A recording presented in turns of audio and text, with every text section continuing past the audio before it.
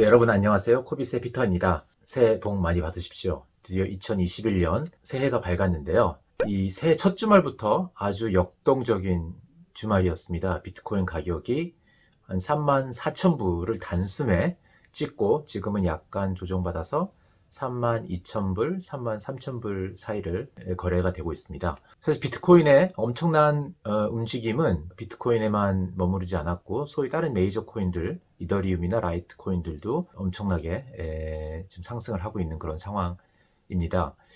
여러분 제가 유튜브를 시작하면서 지속적으로 이제 비트코인 가치에 대한 말씀을 드리고 있는데 현재는 흔히 말하는 탑승하기 두려운 가격까지 올라온 상황이기도 해요. 근데 이럴 때일수록 저희가 진짜 가치는 어디에 있는가를 이제 중점을 두고 생각할 필요가 있고 그런 거에 조금이나마 도움이 될 수 있는 그런 유튜브 컨텐츠를 만들어서 여러분들의 경제 근육을 키우는 데 도움이 되도록 노력을 하겠습니다. 일단 주말 사이에 오른 이유는 제가 지속적으로 계속 얘기해왔던 것 같습니다. 기관 자금의 유입이죠.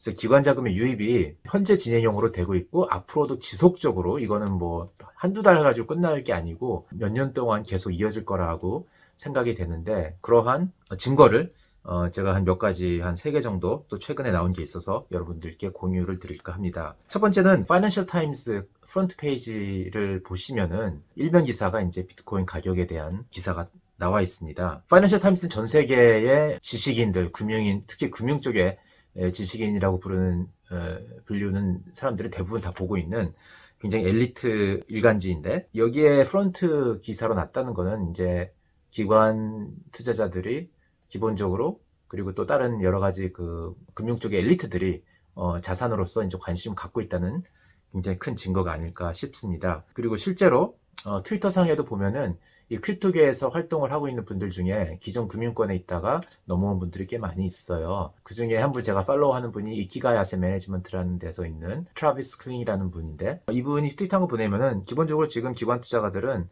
다들 투자를 하기 위해서 서류상의 절차를 밟고 있고 근데 이게 기관이다 보니까 큰 조직이고 그래서 어떤 새로운 투자 아이디어가 실행이 되려면은 인베스트먼트 커미티라는 걸 통과를 해야 되고 많은 어떤 페이퍼워크나 서류가 필요한데 그런 거 과정을 지금 밟고 있는 과정이다. 그러니까 앞으로도 이런 어떤 일련의 과정이 다 통과가 되면은 그때부터 진짜 또 본격적으로 유입이 될 자금들이 아직도 많이 대기 중이다. 이런 어떤 트위트를 보낸 게 있습니다. 두 번째로는 또 하나의 증거는 뭐냐면은 거래소에 있는 그 비트코인의 그 잔고가 지금 많이 줄어들고 있어요. 이게 나쁜 게 아니고 사실 좋은 거라고 볼 수가 있는 거거든요. 왜냐면은 잔고가 줄어들고 있다는 거는 이게 이제 거래량이 늘어나는 상황에서 줄어들고 있는데 그것이 무엇을 뜻하냐면은 기관 투자자들은 개인과 달리 뭐 개인들은 코인을 사가지고 거래소에 남겨두는 경우도 많지만은 기관 투자가들은 전부 다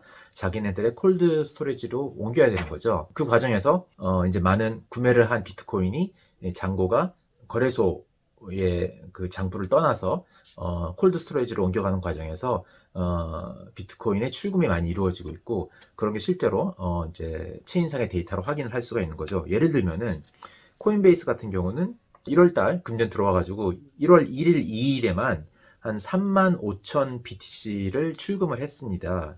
이 액수로 따지면 어마어마한데요. 근데 그것도 모자라서 1월 3일에 또 이거보다 더 많은 양 47,000 비트코인을 또 출금을 했습니다. 이것이 이제 무엇을 얼마나 큰 액수인지 한번 보기 위해서는 지금 한 이틀 동안에 지금 채굴이 된 비트코인의 양이 한 1800개 정도밖에 안 되거든요. 왜냐하면 요 반감기가 있었기 때문에 하루에 채굴량이 한 900BTC 정도 됩니다. 그거에 비해서 이만큼 많은 양을 어떤 기관들이 지금 쓸어 담고 있다는 얘기거든요.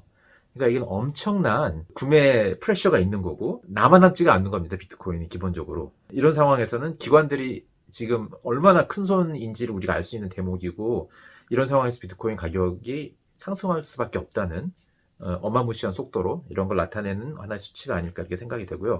이건 비단 코인베이스뿐만 아니라 비트스탬프나 크라켄 같은 소위 기관 투자가들이 안심하고 살 수 있는 거래소들에서도 흔히 보이는 지금 상황입니다. 요거에 대한 차트를 제가 따로 게시를 해서 여러분들이 참고를 할 수 있도록 하겠습니다. 마지막으로는 이제 그 시카고 상품거래소이죠. CME. 제가 CME 얘기를 많이 하는데, 왜냐하면 기관 투자가들의 관심을 잘 나타내는 지표 중에 하나라고 생각을 하거든요. 이제 그 CME에서 비트코인의 선물의 그 미체결 계약, 오픈 인트레스트라고 하는데, 이 액수가 다른 어떤 민간 비트코인 선물 거래소들 있잖아요. 바이낸스라든지 비트맥스라든지 이런 걸 다 포함해서 랭킹을 냈을 때 지금 현재 오픈 인트레스트가 1위라는 뉴스입니다. 이게 왜 의미가 있냐면은, 사실 CME가 처음에 나왔을 때는, CME의 선물, 비트코인 선물이 처음에 나왔을 때는 그렇게 거래량이 많지가 않았습니다. 그때는 아직 기관이 유입하기 전이었기 때문에